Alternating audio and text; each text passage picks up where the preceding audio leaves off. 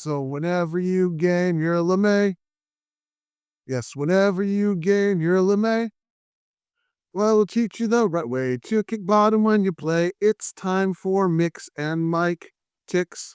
This is going to be the last in our series of Final Fantasy Miks and Mike-tics. And we are going to break this game wide open. And I am basically going to piss off the whole Final Fantasy X community with what I'm actually going to say about this. I understand where that community feels and you know what they see and what I'm going to piss them off about. But that's life. I'm going to start talking about how to start this game all the way to mid-area grinding to where basically the only way you're going to lose in this game is if you're fighting an optional boss or like a Dark Aeon. That's where you're going to have a challenge. In fact, there is a boss that's very well known for being difficult at, let's just say, the top of the mountain. I didn't know that boss was difficult until I actually read it long after I cleared that boss a couple times because he was freaking easy. And everything's pretty much freaking easy on this one once you start doing this. So what we're going to do is we're going to start talking about the start of the game. And what I classify as the start of the game is not the Orin tutorial. It's not the Riku tutorial. It's when you actually finally get to Waka, because that's where the game actually feels like it truly starts. And we're going to start with that. I'm going to tell you kind of how to handle things. And then we're going to get to a mid-level area where the game is just it's going to open up and it's going to be so freaking easy. So there's a few things that I want to discuss first. One thing you have to know about this game is that you have a total of 7 characters in your party. Obviously, you're not going to start with all 7, but you're going to encounter them eventually. There's 5 strong fighters. You have one that's a last resort fighter, and then you have one that's complete trash. And you're probably already thinking where I'm going to go with this, and I'm going to tell you right now that you're wrong. Each of the fighters, the 5 strong fighters, technically there's 5 types of enemies you have to look for. Each one excels in beating that specific type of enemy. Tidus is good with smaller enemies. Orin is good with armored enemies, and so forth. I'm going to run through those 5 just to kind of give you an idea who each one is, then I'll tell you who the last resort fighter is, and then I'm going to tell you who the trash fighter is. Like I mentioned, Tidus is one of your 5 strong fighters. And like I said, he's going to be fighting the enemies that you'll usually see all the way on the right side of the screen, which are the ones that look kind of like little lizards or wolves or just little enemies like that. Then you have Orin, which is your armored fighter, which will have the Pierce ability, and he is going to be focusing on the enemies that are usually in the kind of the middle of the party, like the dragons or the ones that you could tell have a hard shell to them. Another one of your strong main fighters is going to be Waka, and Waka is going to focus on aerial monsters to an extent, because there's also aerial ones that another one will focus on, but he's going to focus on the ones that are like the eyes or things that look like birds or whatever you see flying. The 4th strong fighter you have is Lulu, which is you're going to be your black mage. Lulu will face basically the ones that are going to be all the way pretty much on the left when you see them to the middle to the left, depending on the fit. She will basically be throwing out elemental spells, so you're going to find out what's weak against, like fire, water, whatever. You're going to use her to focus on those. Your 5th strong fighter is actually Kimari. Everyone says Kimari is complete garbage, which at the end of the game, I can see that. But Kimari is so essential to the beginning of this game. Unlike other Final Fantasies, Final Fantasy X is one that you can literally screw up out the door and make your life harder if you don't do it right in the beginning. Because most Final Fantasies, you can go, oh, I went for first boss, my guys weren't all that strong, so I just need to level up just a bit more, spend a little bit more time. No, in this one, the longer you go without doing it right, the further you kind of push yourself back. And I'm going to explain why that is. Kimari is essential to going out the door right. Now, your last resort fighter is very useful, but you're probably not going to use, well, since obviously there's 2 characters left, you're probably not going to use her that much, is Yuna, because Yuna is going to have all the summons, and the summons will do high damage against enemies if you're struggling with the front level fighters. So that leaves, and here's where I can already see all the Final Fantasy X freaks already shooting the comments saying, you don't know anything about this game. That your trash fighter is Riku. And this is why Riku is your trash fighter, because Riku technically She has a very good ability. Her overdrive, it can be used very well, but a lot of people, they, I guess, glorify it a little too much. She does have some that are really good, but it's situational. She technically has a classification that I haven't talked about that she is good at, which are machines. However, I'm going to tell you, you never want to use her to beat those machines. Why you don't want to do that? Because this is the key to getting a successful party in Final Fantasy X. Okay, let me show you my characters. Here's Aaron, his overdrive's full. Here's Yuna, her overdrive is full. Lulu, her overdrive is full. Waka is full. Kimari's full. Tidus is full. Riku's full. Why are they all full? Because I never have to use my overdrives, really. The only time I really use overdrives is with Tidus just to unlock his other overdrives. Other than that, I avoid them. And this system that I use works for that. Now, I'll use overdrives with Tidus. I'll use overdrive with Aaron when I'm fighting like a boss. I'll use overdrives with Yuna to power up the summons, which actually, if we go to, I'm trying to remember, it's been a while. Oh, there we go. Aeons, Veilfor, overdrive full. Ifrit, overdrive full. Ixalan, Eva, overdrive full. Shiva, overdrive full. This one's not, and there's going to be a reason why. We're going to talk about that. Anima, full. All of the ones are full because I don't use them. I don't need to use them. So let me show you what I want to teach you about this game, because there's one essential word that you want to be familiar with in this game, and that's the word overkill. Because when you get an overkill, you get two things. One is you get additional experience. I believe it's about 1.5 rather than just 1, and you also get double drops. So getting an overkill is basically a free boost to your characters that will get them leveling up fast. And the sooner you start getting overkills in the game, the faster you're going to level up, because you're going to keep getting those overkill. So what I'm going to do is I'm actually going to, you know what, I'm just going to do this with Aaron. We're going to take these guys out really quick. So what we want to do here is not special. I believe it's skill. No, it's not skill. It is special. We're just going to make sure that these guys go by really fast, because I want to show you something. So I'm just attacking with Aaron in this. I have 6 other characters that are doing nothing in this battle. With Final Fantasy, you're used to the characters in the party getting the experience. Final Fantasy X doesn't do that. As you saw, I overkilled all 3 of them, which is what you want to do. Okay. Now, if you look at it, I think it was too fast for me, but I think Aaron should have been the only one that got experience on it. So in Final Fantasy X, whoever takes part in battle will get the experience. So what you want to do is, because you're going to be getting that extra boost in your experience, you want to have as many come into battle as possible, which is, in this game, is pretty easy to do because you can summon them in. Like Tidus will then take out this wolf because that's his class. There's his overkill. Then we can have Waka come in and take out one of these bugs, and so forth. Okay. But the thing is, unless I'm wasting turns doing some like casting a spell or whatever, I have to do an action with each one of these characters to get them to get the experience.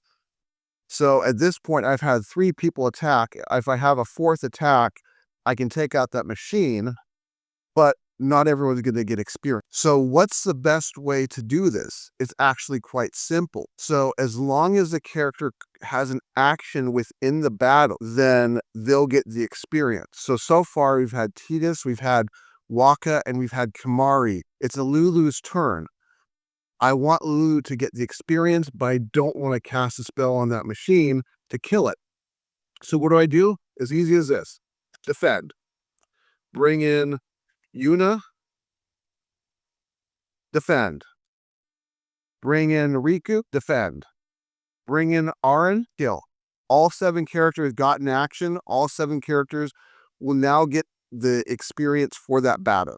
So every single battle you do, it drags it out a little bit, but as long as you bring them in to defend before taking out that last guy, they're going to get full experience. You're going to find yourself leveling up very fast in this.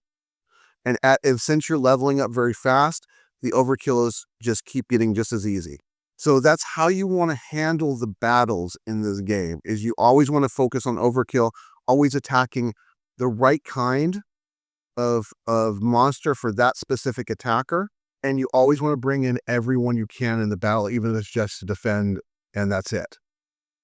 Now, the reason why, going back to why Kimari is so good, is because he's going to be your first character with Pierce, which he's going to be the one that's serving as Arin's overkiller until you actually get Arin. And then you can switch him up how you want. He also is good at overkilling the other characters' enemies too. So he becomes pretty versatile. Now, he does have that small spear grid if you're doing the standard spear grid that's in the middle. And then it's kind of like, well, where do I send him after that? And that's really up to you. I usually take him down Tidus's grid or Waka's grid, mainly Tidus, so that he gets haste, because when we get to this mid-level fight, he actually, with haste, actually becomes pretty beneficial in that fight. Now, another thing you want to do in the very first area, the village where you start, you're going to want to hang around there for a while and just kind of grind, because you're going to want to stack up on ability spears. The reason being is because you'll get ability spears there, but the next few areas you go to, you won't see them for a while. And when it comes to proper spear grid movement, you never want to use any of your levels to backtrack on the sphere grid to get something. You always want to keep moving forward, because it's a waste of experience to move them back. Now, there are some sections where you can move them forward and then back again. That's up to you. But the less you do that, the further you're going to push yourself towards the end of their grid, and the more powerful your character is going to get. So if you ever get in a situation where you run out of sphere, I would highly recommend not moving off of the node that comes after the one you can't activate, because you can activate one space away and you can activate backwards.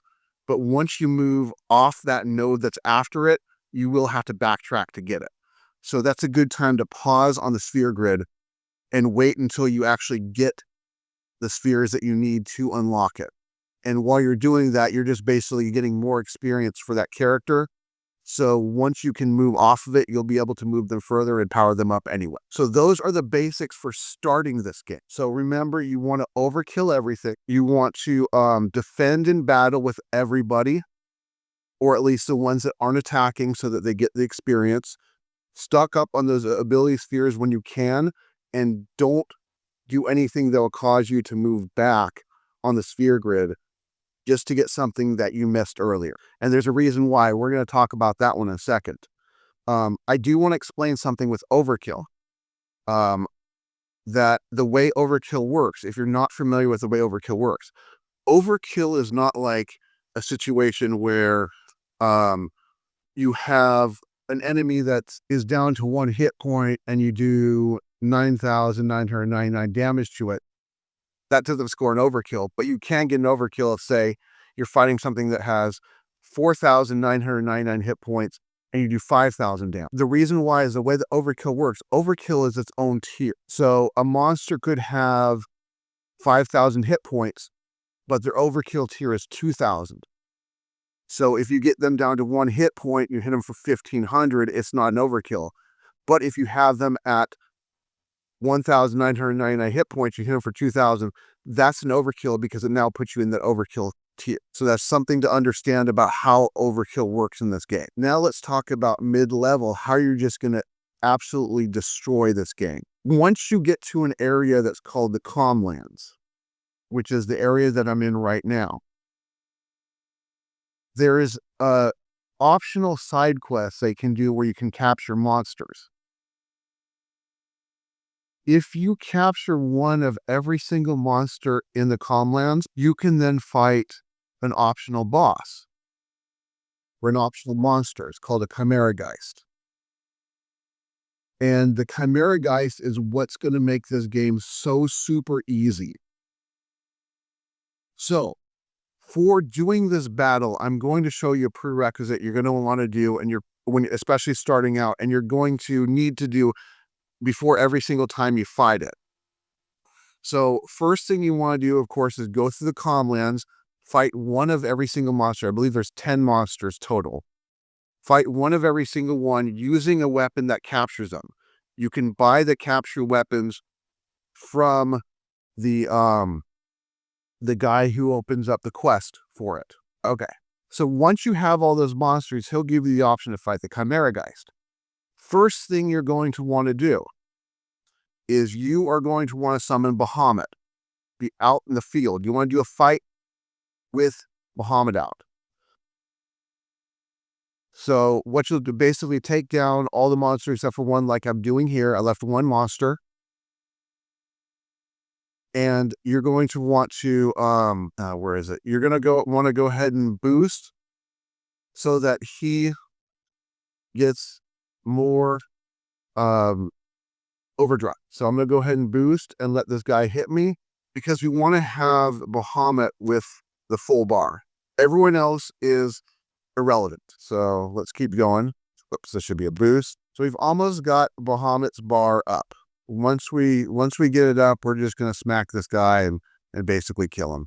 We don't need him anymore. He serves no purpose to us. Just a little bit more to go. Okay, so we're going to go back. And it may be something I have on that's giving all my guys experience. Normally, they won't all get experience. So now we have Bahamut who has his overdrive ready. So what we're going to do is we're going to talk to this guy and we're going to fight a Chimera Geist. Is he blocking the safe spot? No, you can go around him. All right. Yeah, the save spheres, man. You see one of those, like sometimes like, thank you. Yeah, exactly. Pre-end. Okay, so what we're going to go down to is Area Conquest. Or not Area Conquest, is the original? Yeah. No, which one was it? I guess it was Area Conquest. There we go. Area Conquest and the Chimera Geist. Okay. So I'm going to go ahead and fire up this. Actually, first I want to organize my party in a specific way. Yeah, that'll work. Okay. Okay, blah, blah, blah. No, we don't need to. Not now. No, thank you. Okay. Let's fight monster. So this right here is going to be the Chimera guy. And I want to go ahead and show you something with the Chimera Geist and how to handle him. Okay. what happens if each one of the heads wants to go in a different direction? Then you got multiple Chimera Geists. Just not as strong. Okay, so I'm going to do something a little funky. You do not want to do what I'm going to do, but there's a reason why I'm going to do it. Is I'm going to haste the Chimera Geist because I want him to have more action. Okay, so I want to, just to give you a heads up, Chimera Geist has 120,000 hit points. His overkill threshold is 10,000. That's important to know because, like I said, you want to overkill as much as you can, including the Chimera Geist. So what I'm going to do here is I'm just going to be defending for a bit, even though I hasted him. Unfortunately, I can't slow myself. And we're going to see how he attacks. So he is going to throw Aqua Breath, which is a water attack. So his first turn was a water attack. Let's see what else he can do. Jeez, wait, this thing's huge. So now he's throwing a fire attack at me. So he did a water attack, then he did a fire attack on me. Now we're just going to keep going. We're going to block a little bit more. And now he's throwing an ice attack at me. So far he's done a water, a fire, and an ice attack. So let's see what he does next. I'm summoning Zion right now. So now when he comes out, that's so cool. So now he did a physical attack on me. So he's done a water attack, he did a fire attack, he did an ice attack, and he did a physical attack. Let's see what he does next.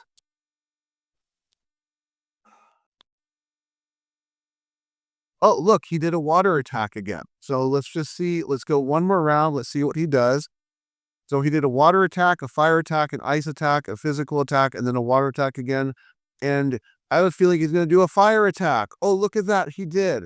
Chimera Geist is a circle in his attack. He will do a water, he will do a fire, he will do an ice or a lightning attack, one of the two. He will then do a physical attack, and then he'll start with water, then fire, then ice or lightning, and keep doing that. So this is where you want to get your calculator handy. You could do this with your head if you wanted to, but you want to get your calculator handy because you're going to want to type in his hit points of 120,000. And your goal is to get him down under about 20,000 when you first start fighting him. So the best thing to do when you fight him is start with a party that would be like Tidus, Riku, and Yuna. And hopefully Tidus will have haste all by the time you get to him, because if you're doing all those overkills, you're going to be pretty much at the end of, if not the end of your character's sphere grid by the time you get to the calm lands and by the time you get to the situation. And is very beneficial in this fight to have haste on Yuna, at least. So when this battle starts, because this is a circle in the way that he tapped, we don't know what his first attack is going to be. So what you want to do is, first action is going to be to cast haste so that it hits Yuna. Then you want to take Yuna out as quick as you can so that you can start doing some damage or wasting turns with other characters. But make sure before you get to the boss's first attack. So like, I'm going to go ahead and I'll bring Waka in for a second. So let's just pretend I cast haste on Yuna, which I didn't do. I'm not going to bring her back in right now to do that. So we're just attacking and so forth, doing as much damage, calculating on the calculator. Once it becomes one attack before the boss, you want to bring Yuna in. This is on the first turn. And then for that attack, you're going to want to summon one of them. I recommend summoning Veilfor. And what you're going to do is attack with Veilfor to find out, and basically do an attack with Veilfor, and then let him show you what attack he's going to do first. And let Veilfor die. Because once you know what that first attack is, you know what the next attack's going to be, and so forth. So you know if he throws out a water attack, you know that his next attack is going to be a fire attack. Now, because you know that, you can set your party up to not take damage from him. Okay? And what you'll do is, once your summon goes down, you'll come back into battle. Yuna will be in. You can take her out, but make sure you bring her back in, because what you want to do with Yuna is going to have some white magic spells that are beneficial. Null Blaze, Null Shock, Null Tide, and Null Frost. And you want to cast as many nulls on your party according to his circle. So for instance, I know that he just did a water attack. So if I'm going to cast a Null Blaze on everybody, and he's now going to throw out a fire attack on somebody, it's going to be a pointless attack because they're going to be immune to it.